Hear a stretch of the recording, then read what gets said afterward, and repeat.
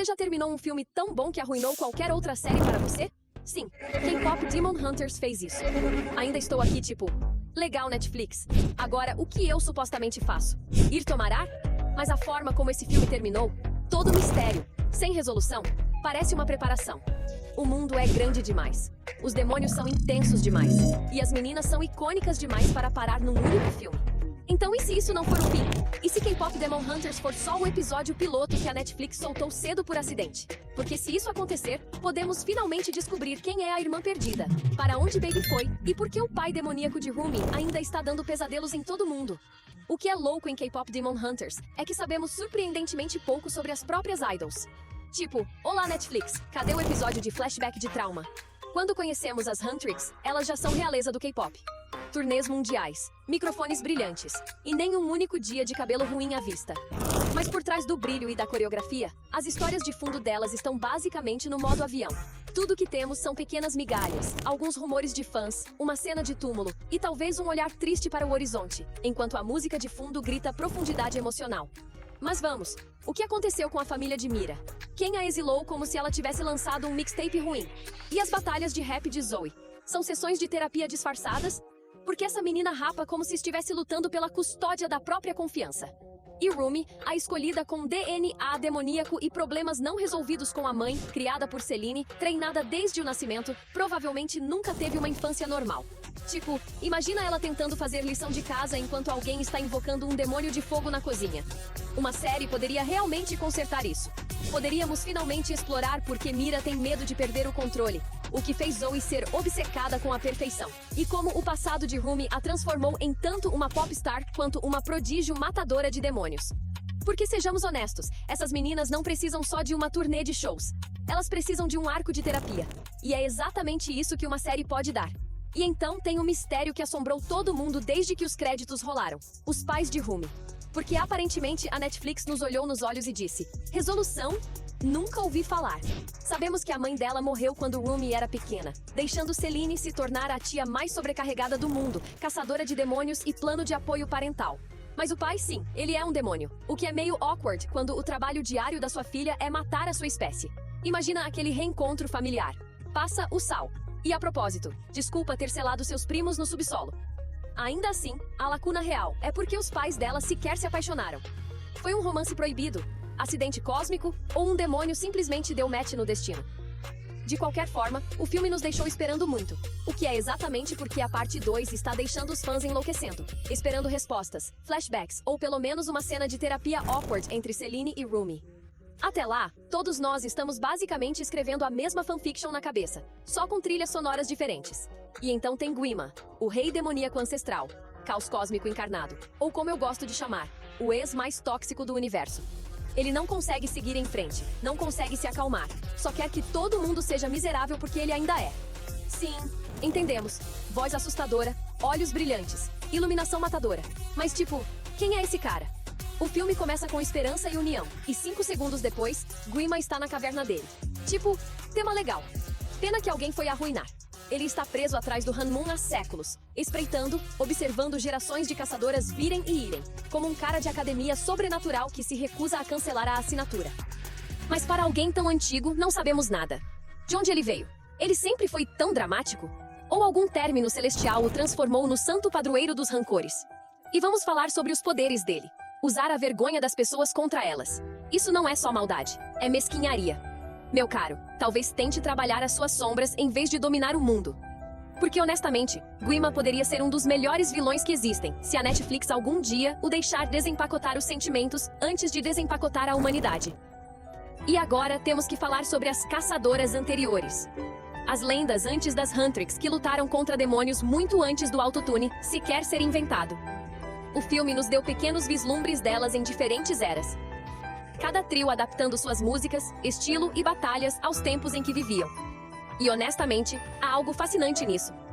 Como cada geração deixou sua marca enquanto carregava a mesma missão. Uma série poderia finalmente mergulhar nas histórias delas. Talvez através de diários antigos, registros velhos ou memórias de Celine. Falando em Celine, ela claramente sabe mais do que está deixando transparecer.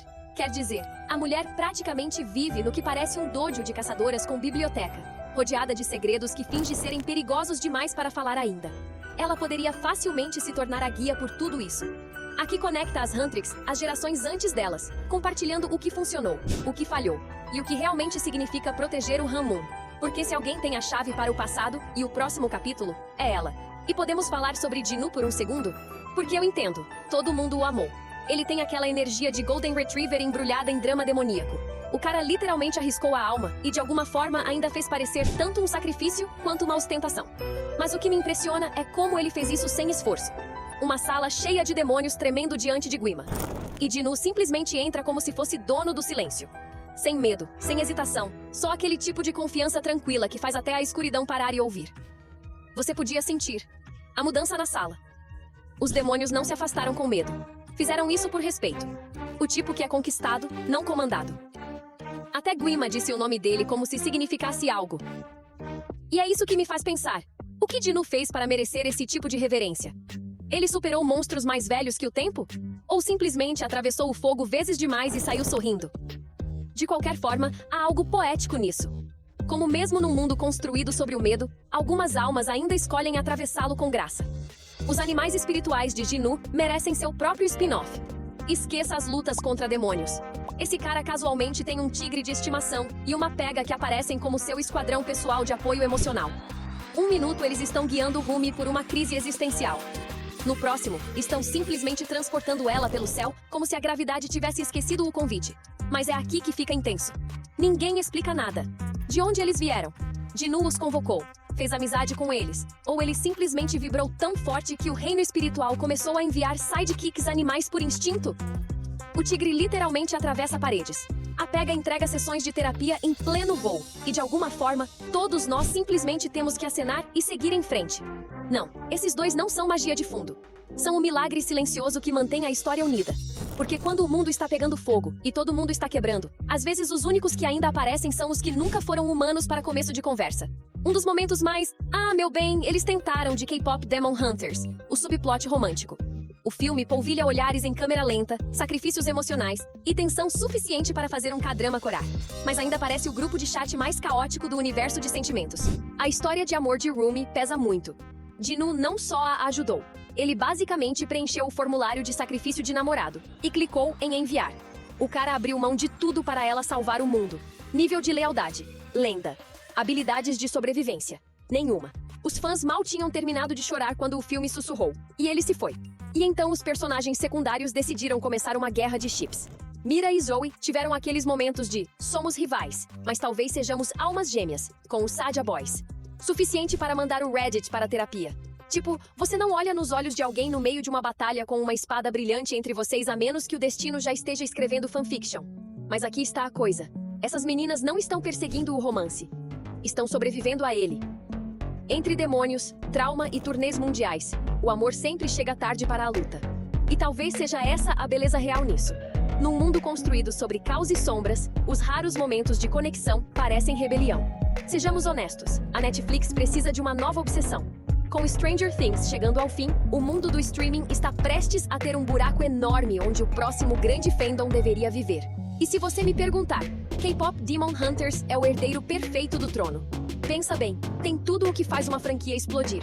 Ação estilosa, histórias de fundo emocionais, energia de família improvisada caótica, e um fandom que já faz chip mais forte que empresa de entregas. O filme por si só pareceu um piloto para algo maior, como a primeira faísca antes do mundo pegar fogo. Imagina uma série completa que mergulha no lore do Han-Moon, a origem dos demônios, e as meninas equilibrando a fama com salvar a humanidade.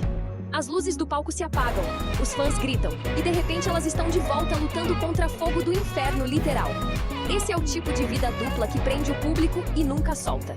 Porque o que K-pop Demon Hunters faz melhor não são só as cenas de luta ou a música. É o coração. É a forma como diz que você pode ser poderosa, quebrada, glamourosa e ainda humana. E talvez, só talvez, seja exatamente o tipo de magia em que a Netflix precisa acreditar de novo. Se você adoraria ver K-pop Demon Hunters se tornar o próximo grande universo da Netflix, aperta o like, se inscreve e vamos manter o hype vivo, porque essa história, ela está só começando.